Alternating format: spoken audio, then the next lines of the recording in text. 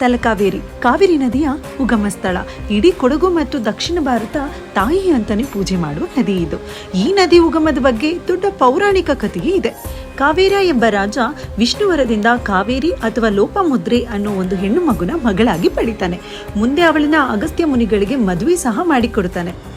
ದಿನಗಳು ಕಳೀತಾ ದಕ್ಷಿಣ ಭಾರತದಲ್ಲಿ ನೀರಿನ ಅಭಾವ ಉಂಟಾಗಿರೋದನ್ನ ತಿಳಿದು ಅಗಸ್ತ್ಯ ಮುನಿಗಳು ಬ್ರಹ್ಮನಲ್ಲಿ ಕಠಿಣ ತಪಸ್ಸನ್ನ ಮಾಡಿ ತನ್ನ ಹೆಂಡತಿಯಾದ ಕಾವೇರಿಯನ್ನ ತೀರ್ಥವಾಗಿಸಿ ತನ್ನ ಕುಂಡಲಿಯಲ್ಲಿ ಇರಿಸಿಕೊಂಡು ಬ್ರಹ್ಮಗಿರಿಯತ್ತ ಬರ್ತಾನೆ.